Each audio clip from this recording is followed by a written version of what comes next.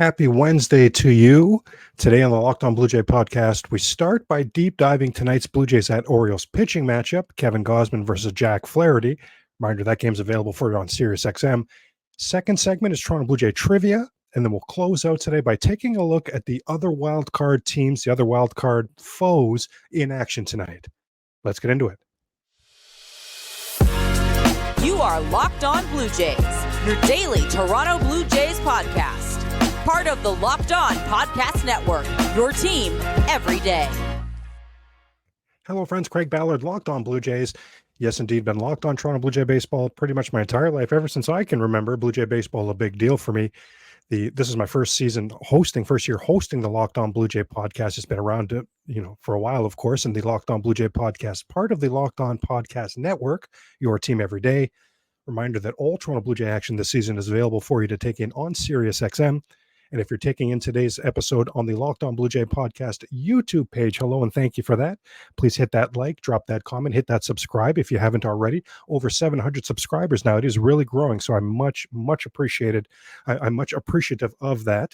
And to the everydayers making the Locked On Blue Jay podcast your first podcast listen every day, thank you so much for that as well. Jam-packed show laid out in the opening there, what we're going to be going through. First up is the pitching matchup, Kevin Gausman, Jack Flaherty. Let's jump in.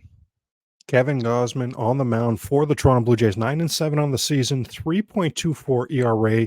His 187 strikeouts lead the league. I think there's like 103 of those alone have been on his splitter. Wow.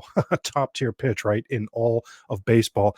Incredibly, ironically, and we're going to look at this in a moment here, but remember now, Kevin Gausman started his career with the same Baltimore Orioles and only developed the splitter a lot more recently since leaving Baltimore because they didn't want him to throw it all that often.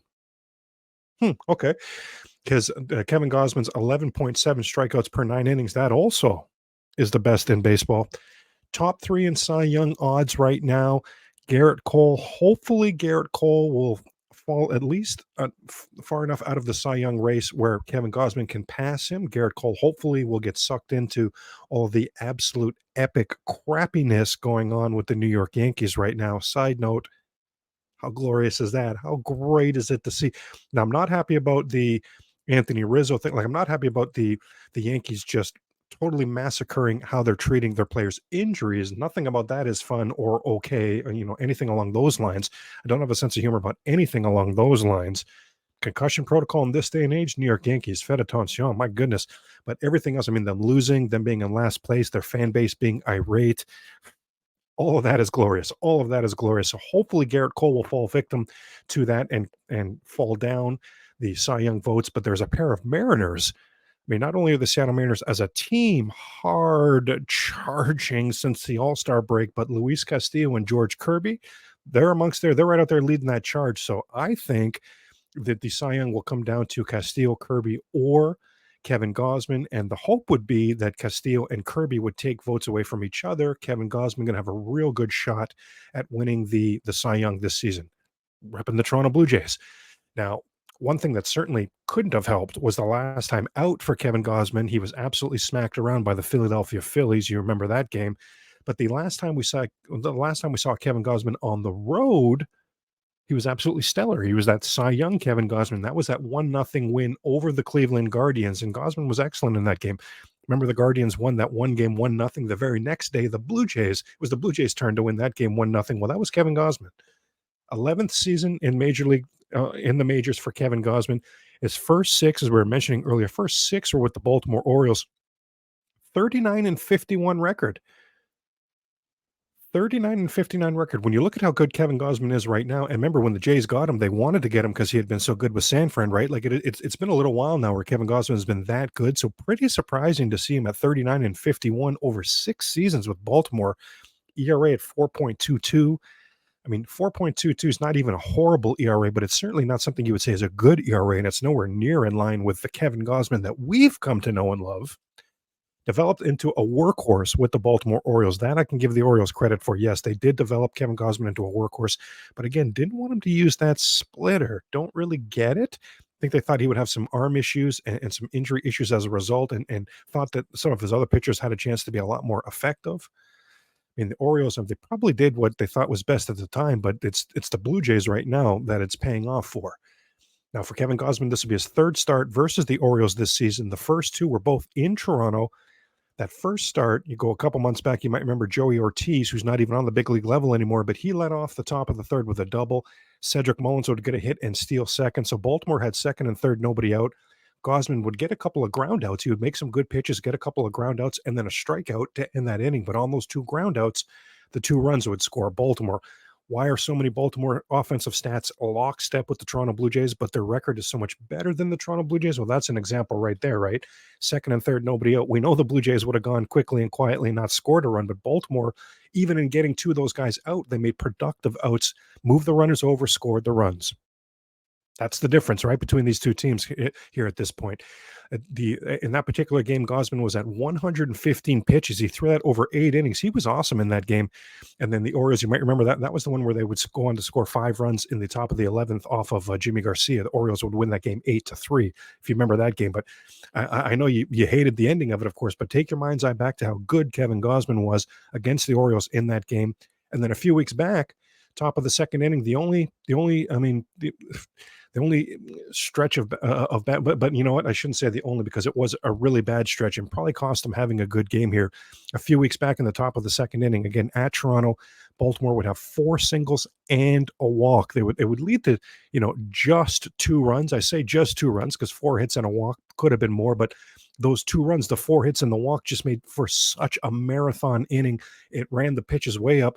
Kevin Gausman wouldn't even make it out of the 5th inning. He was over 100 pitches already because of how Baltimore got to him in that second inning. So 2 starts against Baltimore, and each time one particular stretch of batters, 3 to 5 batters, has been the undoing for Kevin Gausman. So gonna watch for that tonight. Gausman going to need to be a little bit more consistent. That's for tonight for the Toronto Blue Jays. Again, big picture wise, we're hoping Kevin Gausman is firmly going to be charging up that Cy Young ladder as well. We know when Kevin Gausman was on the top of his game, then he's got the fastball at the top of the strike zone and the splitter at the bottom of the strike zone. Every single time he's had a bad start this season, you could see right away that the fastball was just nowhere near what it usually is for Kevin Gausman. So that's what we'll be watching early and often tonight. We know the splitter. Kevin Gausman could roll out of bed, and the splitter is going to be excellent. He's developed it to be a top-tier pitch in all of baseball. It's the fastball that he pairs and uses to set up that splitter. That's going to be the key, so we'll watch that early and often tonight. Kevin Gausman, 6-4 record, 3.38 ERA on the road. I mean, he's been good. Adam Frazier, I consider this guy pretty light hitting. Well, he's hitting 375. His OPS is over 1,000 versus the Blue Jays this season. Holy moly. He's got a triple and a pair of home runs and 16 for 41 in his career against Kevin Gausman. My goodness, that's a 390 batting average. So that's certainly a matchup we'll have to watch tonight. There's actually a few. Austin Hayes, 4 for 9 career against Gausman. Cedric Mullins, 5 for 9 career against Gausman. And you already know this is coming. Ryan Mountcastle has hit Kevin Gausman too, has hit him as well. Right? I know. What Toronto Blue Jay hasn't Ryan Mountcastle or hit? I hear you. But Mountcastle 5 for 11 in his career against Gausman. The only Oriole that Gausman has really dominated is James McCann. Now, McCann is just 3 for 15. Gausman's dominated him, but that's backup catcher James McCann, because Adley's going to be the starting catcher, and Adley's actually hit Gausman well. Adley's 4 for 12 with a double and 3 RBIs in his career against Gausman. So the only batter that Gausman's really dominated in this lineup is James McCann, and I cannot imagine we see him in the lineup tonight. I guess we could say Anthony Santander as well. I guess I'll correct myself, because Gausman's been really good against Santander. Santander just 1 for 9 against Kevin Gausman. The one was a home run, but ultimately 1 for 9. Yeah, I should probably correct that and say that he's dominated McCann, who will not be in the lineup tonight, but Gausman's also dominated Santander, who will definitely be in the lineup tonight. Jack Flaherty, fellow righty, 8-8 on the mound, 4.73 overall ERA. We know that he was brought in at the trade deadline by the Baltimore Orioles. Now, this will be his 4th start for the Orioles. In his first 3 starts, his last 2, so his middle start and his most recent start, totaled 8 innings and was roughed up for 10 runs on 10 hits, 6 walks in there as well over these 8 innings. Again, last 2 starts, just 8 innings pitched, getting roughed up, 10 runs, 10 hits, 6 walks, a pair of home runs in there as well. Now, those are the second and third start. What about the first start he made with the Baltimore Orioles? Well, it was an absolute gem. 1 run on 4 hits in 6 innings pitched, 8 strikeouts. Oh, that's right. Oh, of course. You probably already remember where I'm going with this. That was against the Toronto Blue Jays. Oh my gosh. Oh my gosh, yes. He's been awful against anybody else, but against the Toronto Blue Jays a couple weeks back, he was completely dominant. So Jay's definitely looking for some revenge tonight. In his career, 2 starts versus the Blue Jays for Jack Flaherty, 2-0 record, 1 run allowed. Wow. Versus the current Toronto Blue Jays, 7 for 58. Current Toronto Blue Jays are 7 for 58 against Jack Flaherty. That's a 120 batting average, no home runs, 2 RBIs. In fact, the 7 hits were all singles. Jack Flaherty has done only a couple starts, only 2 starts. Yes. So hopefully, right, not necessarily something we can say is a trend at this point, but certainly something to be concerned about tonight. Keep an eye on tonight. We need to be hopeful tonight. Now, Matt Chapman just 1 for 7 in his career, oh boy, against Jack Flaherty. Brandon Belt, 1 for 13. George Springer, 0 for 8 with 4 strikeouts in his career against Jack Flaherty. Ooh, wow, wow, wow, wow. So it's going to be a full lineup of Toronto Blue Jays that need to be better tonight against Jack Flaherty. Chief amongst them, Matt Chapman, let's go. Brandon Belt, let's go. George Springer, let's go. That game, of course, available for you on SiriusXM. Now, coming up on the Locked On Blue Jay podcast, we get into some Toronto Blue Jays trivia. You know, we like to do that once a week around here. Always have fun with that. Now, first, I wanted to mention that for our championship team, it's all about making sure every player is a perfect fit. Well, it's the same thing when it comes to your vehicle, right? Every part needs to fit just right. So the next time you need parts and accessories, head to eBay Motors. With eBay Guaranteed Fit, you can be sure every part you need fits right the first time around. You just add your ride to My Garage and look for the green check to let you know your part will fit or your money back. Because just like in sports, confidence is the name of the game when you shop on eBay Motors. With over 122 million parts to choose from, well, you'll be back in the game in no time. After all, it's easy to bring home a win when the right parts are guaranteed. Get the right parts, get the right fit, get the right prices on ebaymotors.com. Let's ride. eBay Guaranteed Fit available for U.S. customers only. Eligible items only. Exclusions apply. Now, each week on the Locked On Blue Jay podcast, we like to have some fun with Toronto Blue Jay trivia. And everydayers will know that we tie in that week's trivia with the opponents the Blue Jays are playing that week. So this week's trivia going to have a Blue Jays and an Orioles twist to it. And since the Blue Jays are about to play a home series this weekend versus Cleveland, there's a few questions in there with a Cleveland and Toronto twist as well. So I have 7 questions. I'll ask all 7 of them. You can hit the pause after the questions are asked there if you need a moment or something to think about an answer or two, and then just press play again as I'll go through the answers. Let's have some fun. Let's do this. Question number 1, and if you're a Brooklyn Nine-Nine fan, the way Jake Peralta would say it would be question the first. And if you get that, we can definitely be friends. But question the first. Toronto Blue Jays franchise record for one player scoring runs in a game is 5, and it's been done 5 different times in the course of Toronto Blue Jay franchise history. Now, the most recent time was back against these Baltimore Orioles in 2021. What former Toronto Blue Jay accomplished that, scored 5 runs versus the Orioles, tying a franchise record back in 2021? Question number 2. Which former Toronto Blue Jay has the franchise record for most grand slams in one season? It's 4. He hit 2 of them off of Orioles. Zach Lothar and Dean Kramer, who ironically is tomorrow night's starter for the Orioles, also hit one off of Mike Fulton-Evans in Texas. And the most memorable one, if you take your mind's eye back, you might remember the Blue Jays were down 8-2 in the 8th inning, used Merrill Petit on for the Oakland A's. This was when Matt Chapman was an Oakland A. This game was at the Rogers Center. The Blue Jays were down 8-2 in the 8th, made it 8-4, and then this batter's fourth grand slam of the season made it 8-all. They would go on to win 11-10. Very dramatic game, very exciting game. You probably remember it. If you don't immediately, once you hear the answer, your mind's eye is going to go back. Oh, right. That was so awesome too. So who was that Blue Jay? 4 grand slams. That's a franchise record in one season. Question number 3. Let's go back to August 5th of 1984. Now, everydayers, in my mind's eye, I feel like we've deep dived this particular player and the season that this player had in 1984 because it's the Toronto Blue Jays franchise record for most steals in a season. He had 60. But on this particular day, August 5th in 84, the Blue Jays playing the Orioles, they set a franchise record with 7 stolen bases. Lloyd Moseby stole 1, Willie Upshaw stole 2, and this Blue Jay stole 4. And again, there were 4 of his franchise record, 60 stolen bases. Blue Jays have had 5 seasons And four different players, Roberto Alomar did it twice, where a Blue Jay stole in the 50s for bases, never been in the 60s except this one time, and he stole four on this historic day in the franchise history back in 1984. Who is that player? Question number 4.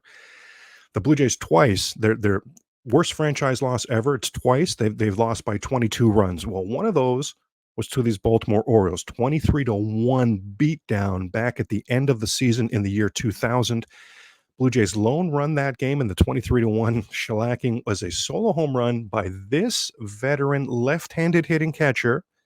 Now, this veteran lefty played 14 seasons on the big league level. The last 5 are with the Toronto Blue Jays, so that was 98 through 2002, and that was directly on the heels of him spending 6 seasons as the Montreal Expo catcher from 92 through 97. So this person was a big-time catcher in Canadian baseball franchise history. I don't mean he was Canadian, but Expos and Blue Jays, there's your Canadian teams, right? 11 straight seasons, this guy was the catcher for one of those two teams. Who was that? Question number 5. Now, the Blue Jays, as we mentioned, they're heading home this weekend for a series against Cleveland. So let's take it back. Let's throw back some of these questions to the 2016 ALCS. Now, we know Cleveland, it was total domination. Cleveland won that series 4-1. Now, who was the winning pitcher? 6 really good innings for that lone Blue Jays win. If you remember, it was game 3. Blue Jays won that game 5-1. It was the only one of the series for the Blue Jays. Who was that starting pitcher? Question number 6 of 7. 2 Blue Jays tied for the team lead in that ALCS 2016. There was 2 Blue Jays that had 6 hits, led the team, and the Jays only hit 2 home runs, so they had 1 each. Who were those players? Again, led the Blue Jays in that series in hits with 6. They're tied for the team lead in home runs with 1. Now, one of these 2 is a definite usual suspect for the Blue Jays offense during these days. The other one is a deeper cut. And our final question number 7, what Blue Jays starting pitcher in that 2016 ALCS had 2 starts? Each of those starts allowed just 2 runs. First start went 8 innings, second start went 6 innings, just 1 walk in total, 13 strikeouts. And in those 14 innings pitched over those 2 games, 0.857 whip. He was absolutely dominant. Now, despite being so dominant, he would go 0-2 in that series because the Blue Jays would lose 2-0 and 3-0, a pair of shutouts. I mean, my goodness, not even any runs scored at all for this pitcher. Who was that pitcher? So hit that pause. I'll give you a second here. Got that Jeopardy music playing in your head here. Okay, now let's get back into it. Let's revisit the answers now. Question number 1, Toronto Blue Jay franchise record, 5 runs in a game, been done 5 different times. Who did it most recently against these Orioles back in 2021? Peanut Power. That was Lourdes Gurriel Jr. You can imagine there's a lot of people whose hair I'm envious of. Well, Lourdes is certainly a chief amongst them, right? And then question number 2, who was the former Blue Jay that set the record for most grand slams in a season with 4 and 2 off of these Orioles? And was I cheeky here this week with the trivia? Because you might be sitting there saying, well, wait a minute, isn't that again Lourdes Gurriel Jr.? Yes, it is. Yes, it is. Lourdes Gurriel Jr. is the answer to number 1 and number 2 here today. Question number 3. August 5th, 1984, Blue Jays steal 7 bases. Mosby gets 1, Upshaw gets 2. It's a franchise record, 7 bases, I should mention. Who stole the other 4 and part of his 60 steals, which is a franchise record that stands to this day? Dave Collins. It's a bit of a deeper cut because you're going back to the early 80s there. Now, if you knew that answer, drop that comment. Yeah, we can definitely be friends if you knew about Dave Collins. Question number 4, tied for the worst loss in franchise history, 23-1. Back at the end of the season, is the end of September of the year 2000, and the Blue Jays solo run, the lone run was a solo home run by this veteran lefty who, as we say, spent 11 straight seasons catching for either the Expos or the Blue Jays. Do you remember this catcher? Do you remember? Darren Fletcher. Yes, shout out to Darren Fletcher. Wow, a Canadian enthusiast. 6 years with the Expos, 5 with the Blue Jays. Awesome. Question number 5 as we headed into the 2016 ALCS now. The Blue Jays, they lost that series 4-1. Who was the winning pitcher of the only win for the Blue Jays? I tried to give you the clue that it was game 3. If you remember that, it was a 5-1 victory. It was a very solid game pitched by former Blue Jay, Aaron Sanchez. Yes, indeed. Real shame how his career ended up going, right? But in 2015 and 2016, my Aaron Sanchez jersey is one of my favorite jerseys, actually. It was a prized possession for me at that time. I loved Aaron Sanchez. It's a real shame what happened with his career. Question number 6, the two Blue Jays that tied for the team lead in that 2016 ALCS was 6 hits and a home run each. Who were they? I said one was a usual suspect for this offense in those days. That was Josh Donaldson, the bringer of rain. Did you get that? And I said the other one was a deeper cut. Now, I could have given the clue that it was some some Canadian content that might have given it away. But the deeper cut, the Canadian content, who was that? I'm surprised as you are as well. This one took me a little bit aback as well. It was Michael Saunders. I don't in my mind's eye, I don't really consider Michael Saunders, being all that great for the Blue Jays. Remember, he had that incident in spring training where he stepped on that sprinkler head, and that seemed to really derail his Toronto Blue Jay career. But hey, he's got that. He did well in that 2016 ALCS. One of the only Blue Jays who did well in that 2016 ALCS. And the final question, who was the Blue Jay starter in that 2016 ALCS that ended up going 0-2?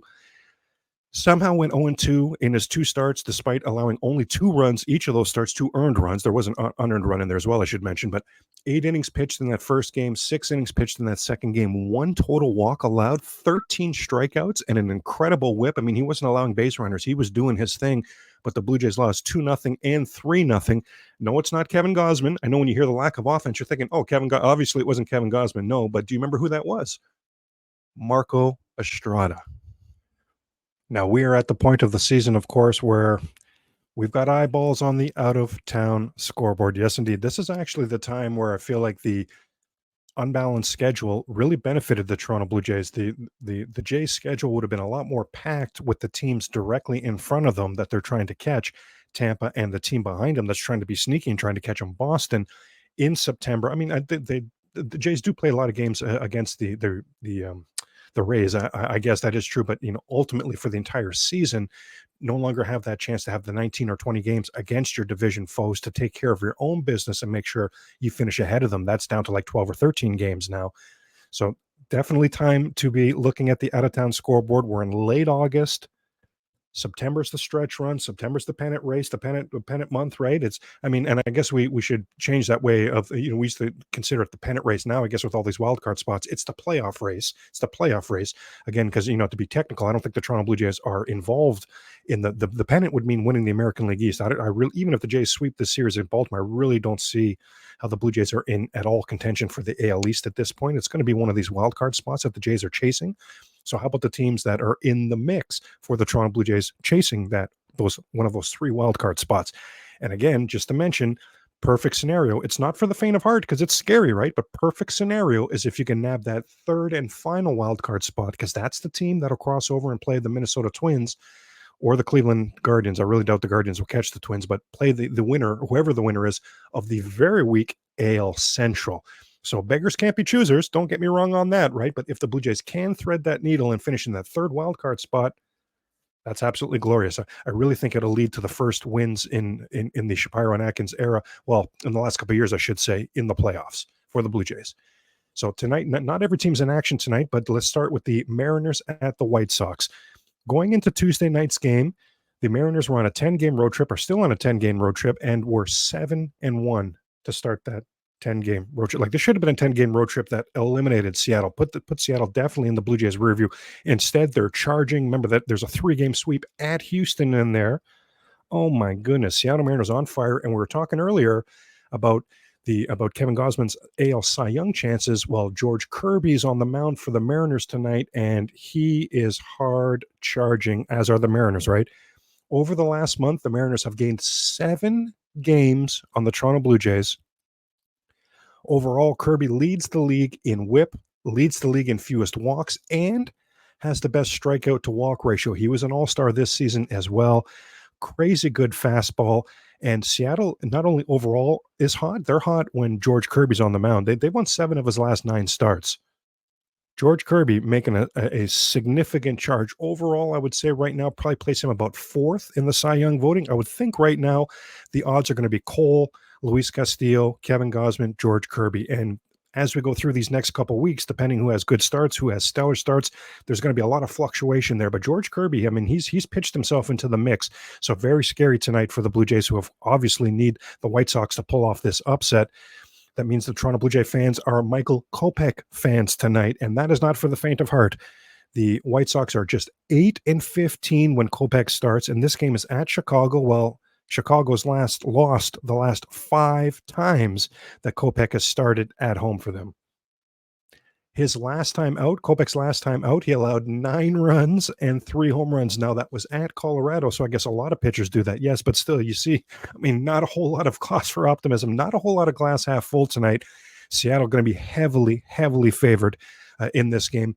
Michael Kopech faced the Mariners earlier this season, 4 1/3 innings pitched. Now, just 1 run on 6 hits, but 6 walks allowed. 6 walks allowed. So Kopech going to have to be better with the long ball tonight. Kopech going to have to be better with your control tonight.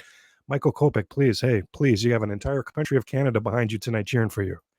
Another game of interest tonight for the Toronto Blue Jays, Colorado Rockies at the Tampa Bay Rays. Now, Tampa Bay is right around that 500 mark since the All-Star break. We know they've lost their star, Shane McClanahan, for the rest of this season and for next season. What a blow, and whatever the heck this is going on with Wander Franco. But the Tampa Bay Rays are reeling right now, at least personnel-wise, because they're still getting some wins. But at least from a personnel standpoint, they are reeling.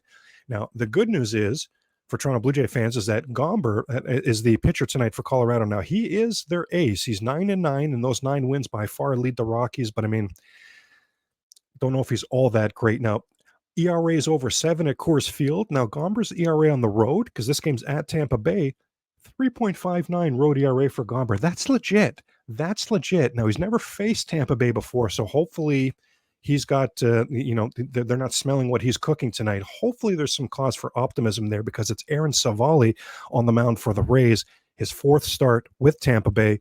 Now, he was awful in his first start versus the Tigers. Then his second start, he was decent versus Cleveland. And then his third and most recent start for the Tampa Bay Rays, he was really good the last time out versus the San Francisco Giants.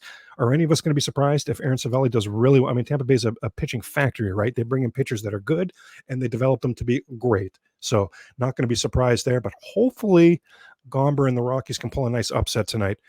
And the third and final game that has massive implications for the Toronto Blue Jays tonight, that's the Boston Red Sox at the Houston Astros. Chris Sale versus Jose Urquidy. So it's a couple of pitchers coming back from long injuries. I believe for both of them, this will be their third start back, or third appearance, because Urquidy actually, his last time out, the Astros brought him out of the bullpen, which is interesting. But for Sale, this would be his third start back from injury. He had one really good start, one not so good start. Now, the Red Sox are 9-4 in Chris Sale starts, so they're doing well with stud lefty on the mound.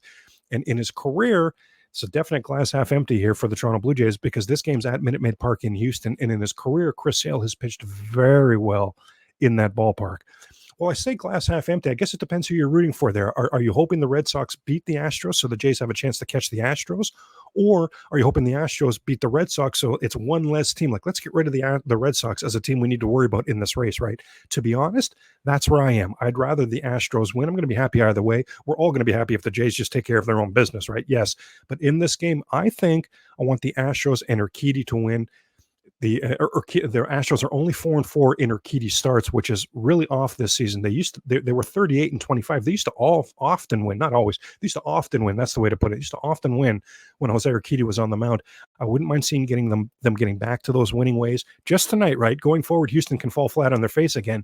But remember, every day, as we know, we talked about this the other day. The schedule, the rest of the way. We are in a stretch right now of 10 days, and we're what? This will be the third day of those 10 days where Boston and Houston will play each other 7 times. So one of these two could really, really damage the other's playoff hopes.